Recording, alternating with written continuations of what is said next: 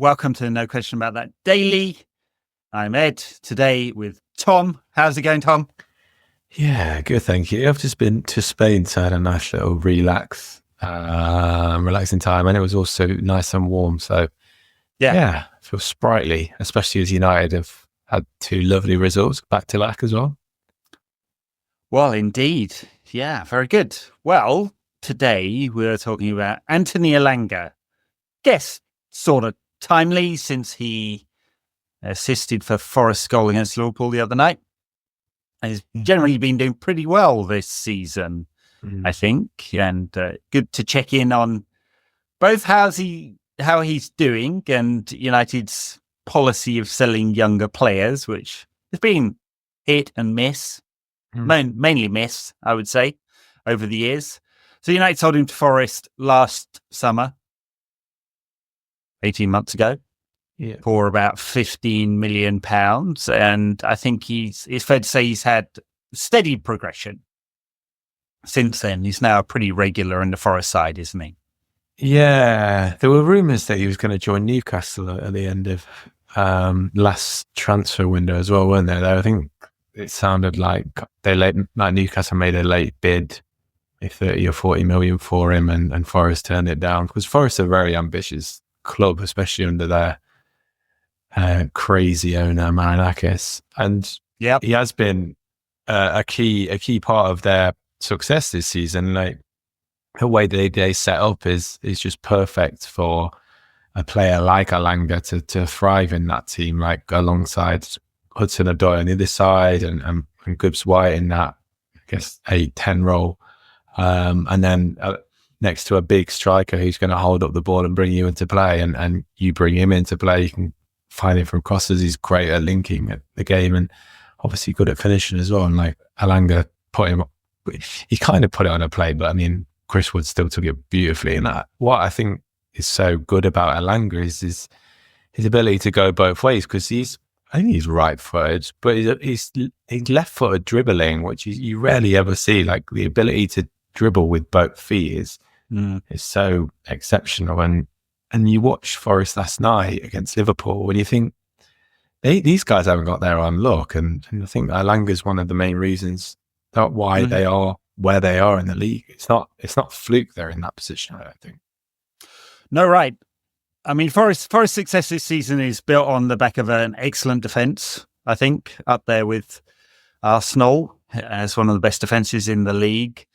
And going forward, it's, as you say, it's that four up front that have generally played, they've all contributed. Elanga's got goal and assist every other game. I mean, the numbers aren't staggering. Like, if you were to go on data alone, he looks like he's doing well, but I don't think anyone would say he's in the top tier bracket yet.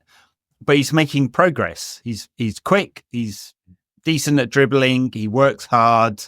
As you say, he's a good finisher. I think at United, there was some thought earlier in his career whether he played through the middle. Seems to have settled into mostly right side of that front three. Sometimes he's played off the left for Forest. And he's growing his career. I mean, a goal or assist every other game is pretty good for a player of 21 years. Like, that would put him in a decent bracket. And as you say, the bid from Newcastle was a reflection of that, I guess. I mean, I guess the question for United is, did we sell him too cheap? £15 million. That looks too cheap now. And I don't think there's a sell-on clause either.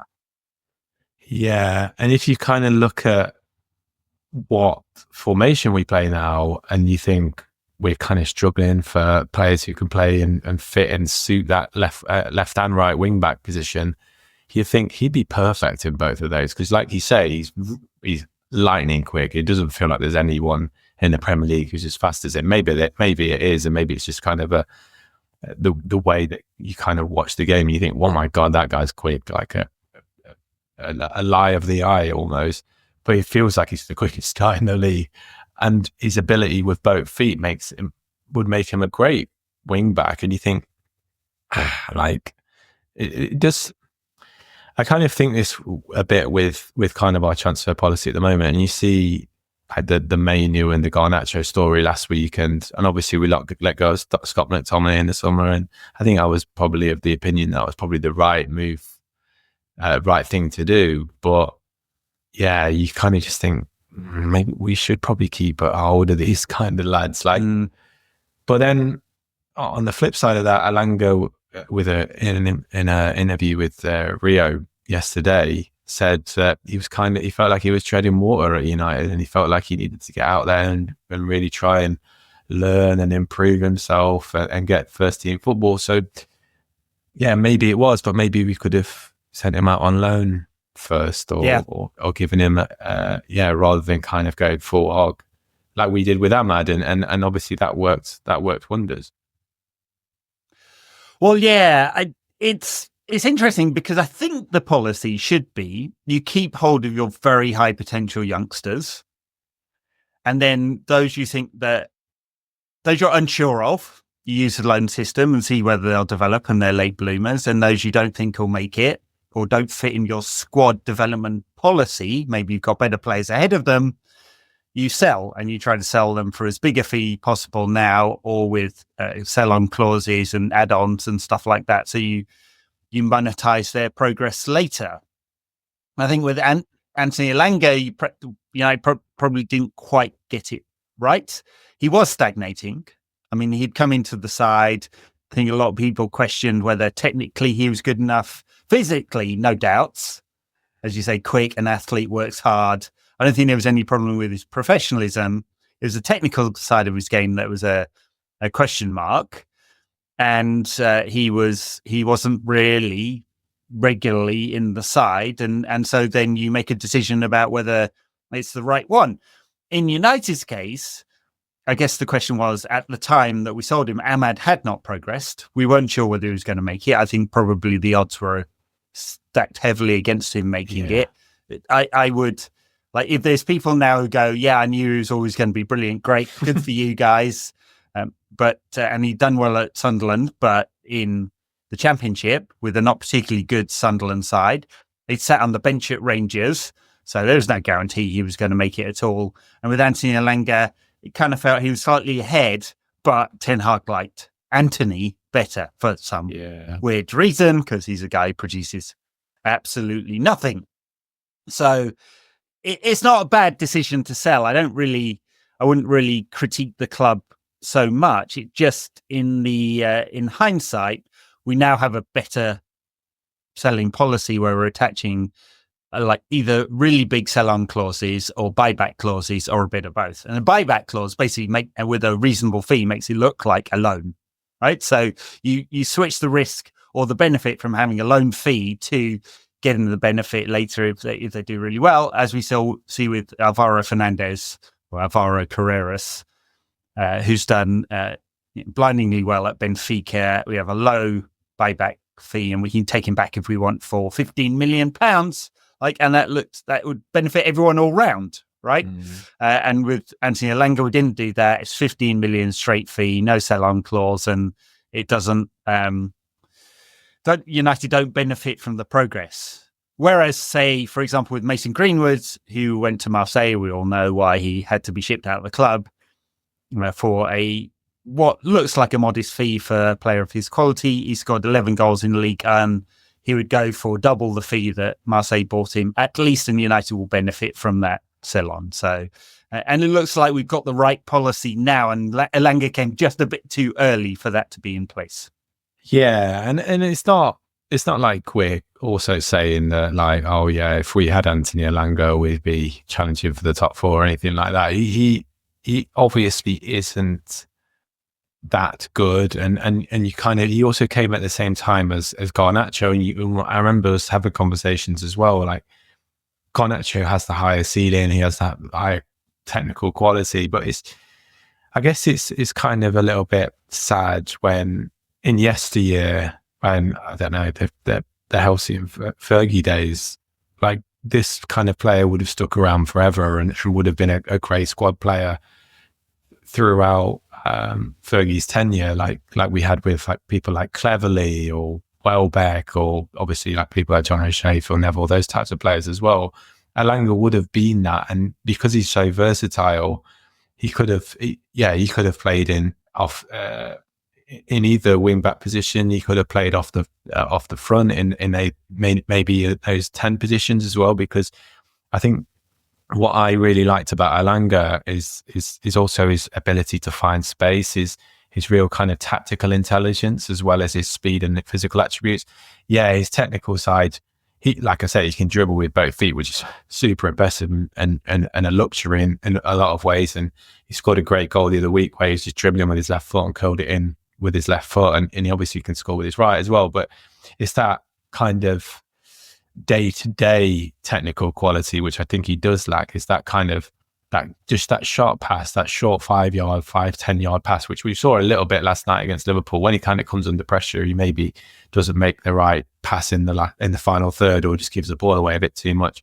But a player like that would have been great to just have around the squad. And I guess that's also maybe not just United where we are at the moment, but also PSR, right? Like Scott McTominay, would have been the perfect player to just keep around the squad, but we had to get rid of him to keep bringing Ugarte, and because obviously of the PSR rules, it's obviously the reason why Mainoo and Garnacho are being brought up at the moment as well, is that these players are brilliant on the ball this year, which is just, I mean, they have to change that rule because it's just shit. Like obviously Chelsea have massively benefited from it as well, but I don't feel like we are massively benefiting from it. We just have to do it out of necessity, which a lot of teams up the country will have to do. And I think I was saying this on Blue Sky the other week, like there are fewer and fewer things that make United world class right now.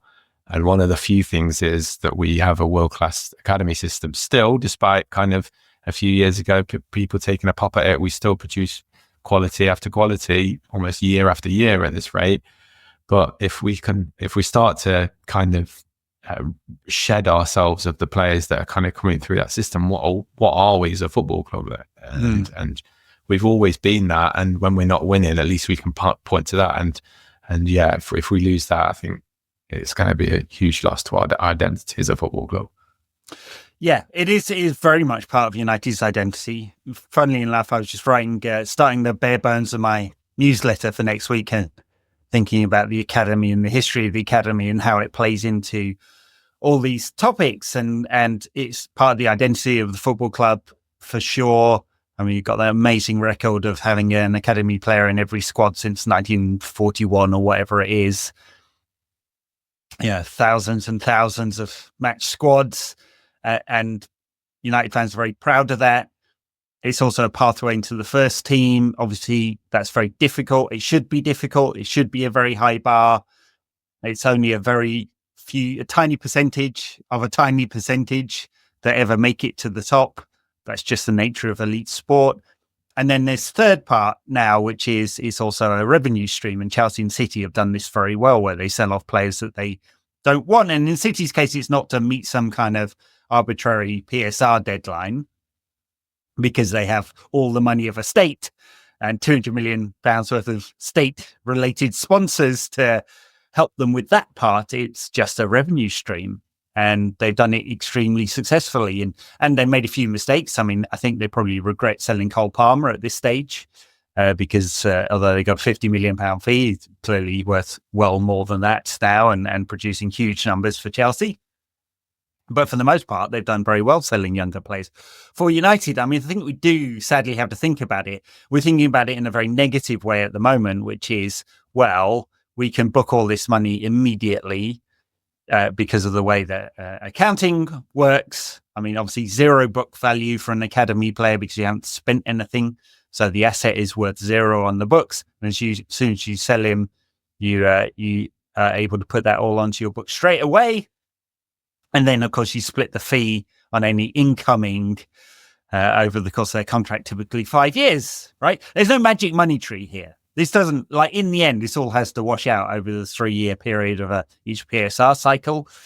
You don't invent money, but it allows you to kick the can down the road on trying to balance your books.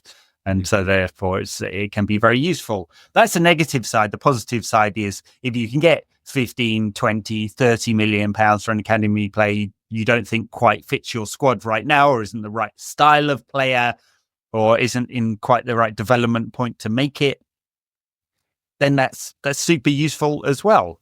Yeah. Then there's the other one. So like Scott McTominay, I think it's more of an anomaly in this, in that he's an older player that's come through the academy system, very useful to sell.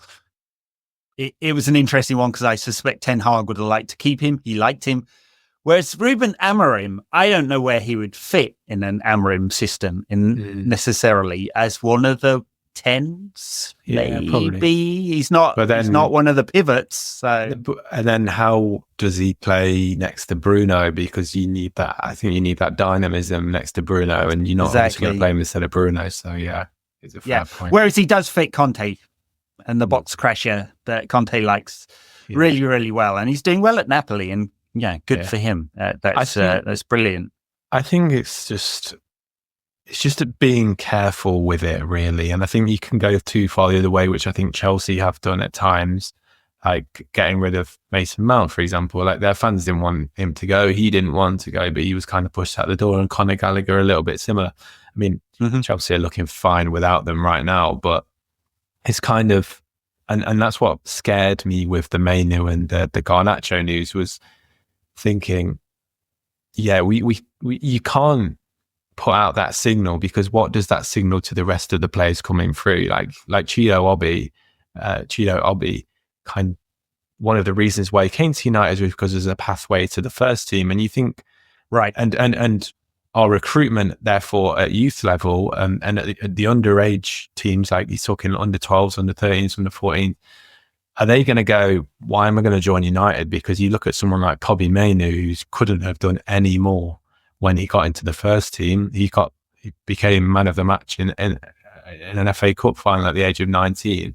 And even then, they're going to still potentially look to get rid of him. It's kind of balancing that between selling the right players at the right time, which maybe Elanga was, but we could have, definitely structured that deal a little bit better, and also kind of saying to the players in the youth team and convincing players at 12, 13, 14 and the families that, you can become a legend at Man United. Yeah. And a lot of our academy players, I guess, at the moment are struggling a little bit to do that, because you look at Rashford and how he's been kind of hurt by United, Garnacho as well, like been hated by some of his own fans, like directly towards him, and then Mainoo all of a sudden's in the shop window. So it's that balancing thing, isn't it? And you think the reason why we can prize Obi away from Arsenal is because of our academy system. So it needs to be nurtured in the right way. Well, I think that's absolutely right. And a few years back, when Manchester United players were sending their kids to the Manchester City Academy, that was a massive red flag about how United were thinking about the academy. I think that's turned around completely now.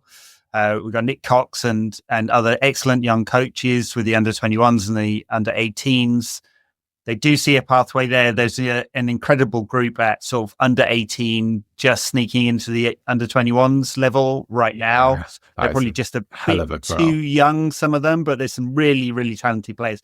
But it's also, I think about it holistically. I mean, I'd mentioned pathway to the first team, potential revenue source, the history and the culture, and then the final piece really is, is it holistic enough and is it all round enough to make sure these kids get a good career? If it's not at United, because the odds are still stacked against them there, make sure they have a good career and be respectful of that too.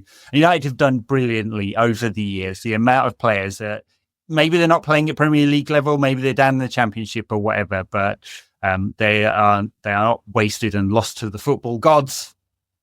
Hopefully. And hopefully it works out for them. And I think the club have been really respectful. In the past, I mean, Wayne's talked about this, particularly in the past, United have let young players go for quite a low fee. And it's a kind of way of saying, well, here's the benefit to you. We haven't put you on big wages at youth level.